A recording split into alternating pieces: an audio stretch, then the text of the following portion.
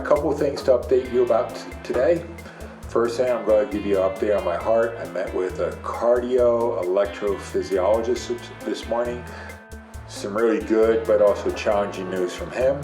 Second thing is, a friend of mine donated a really nice high-definition screen to complement my iMac, which will really help producing videos.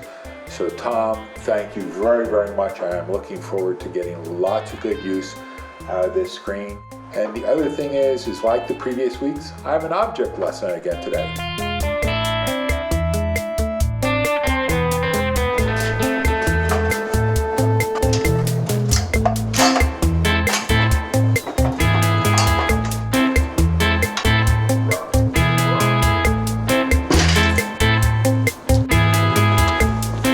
So it seems like each week I've gone to do this, God has given me some sort of object lesson about what's going on in my heart.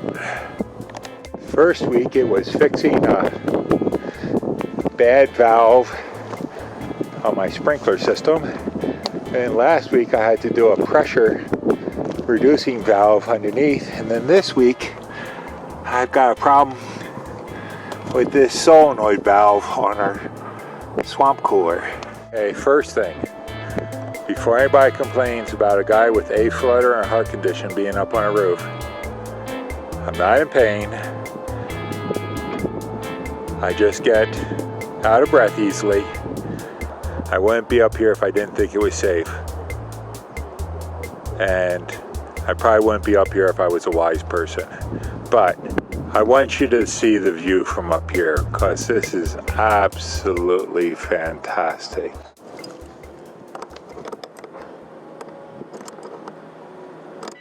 I think it's just a riot that I had to do work on a pressure reducing valve, and then also on the sprinkler system, and then there's 3 valves in 3 weeks while I'm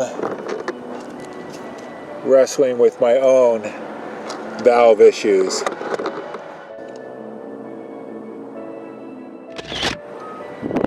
Yeah, this guy's cracked. Got about a 1/2 inch crack in it. And this week, not much has hit me from John chapter 17 or the previous passages, but that's okay. The passage doesn't hit you each and every week. But what I've really been thinking about is just our place within the grand scheme of things. And being up here, I think, helps. You know, you look up Pikes Peak, which pushed up when these 2 fault lines collide together. I think they're saying like 3 to 5 million years ago. And you also look at the size of it, and it makes you just feel so small. I'm going to pause here because they're doing work out in the street again. Hey, how's the weather up there? It's pretty nice. Here's the really amazing part.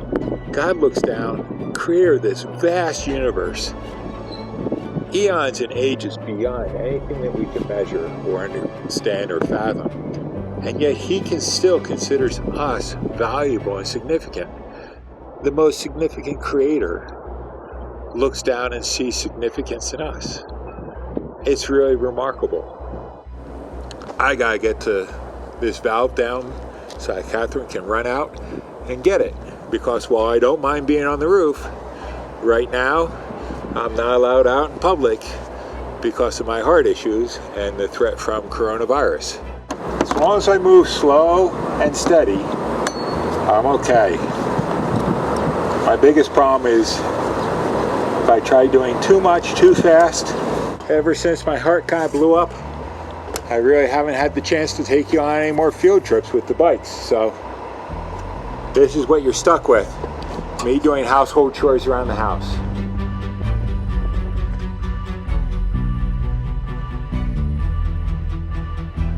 We went in and met with the electrophysiologist, cardiologist. There's a mouthful for you.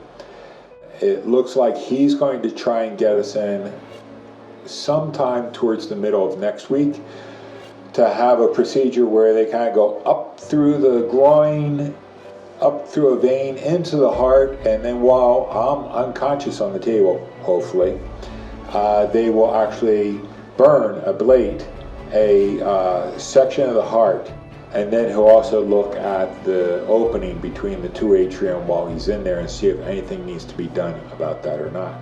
But as I was saying, really thinking about this big picture, both eternity-wise, that we go from eternity past to eternity future and God exists and all that, and our lives are just 60, 70, 80 years here on this earth. It's just an infinitesimal point.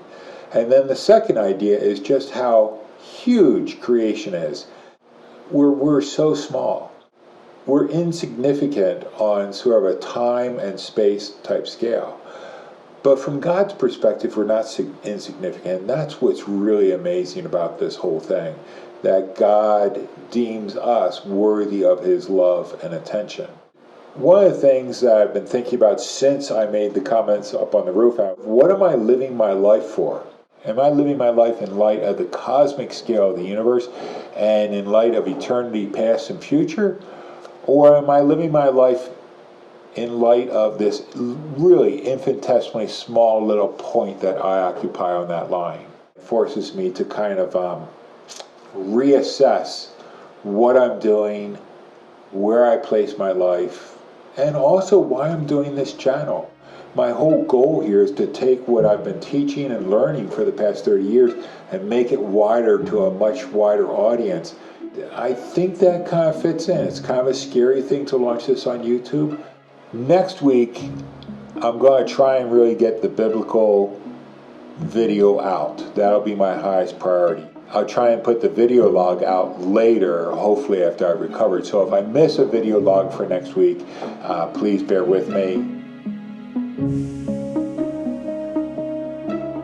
The other thing I want to say is, starting about the second or third week in June, I'll be teaching a course on the parables for Fuller Theological Seminary. What I hope to do with the channel during that time is have the videos I post on YouTube run concurrent with that course. And so starting in June through August, the focus and the thrust of the videos on this channel is going to be on the parables of Jesus.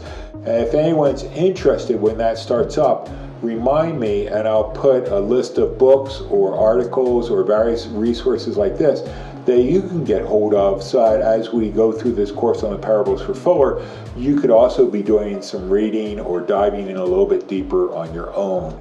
That's my plans for this summer. Update on my life, not quite as deep or as reflective as last week, but yeah, I kind of had a stressful morning listening to a electrophysiologist tell me what he's going to do to my heart and how he's going to do it.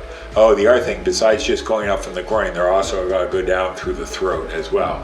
So yeah, this doesn't sound like a lot of fun, but he seems like he knows what he's doing, and he has a great track record on this.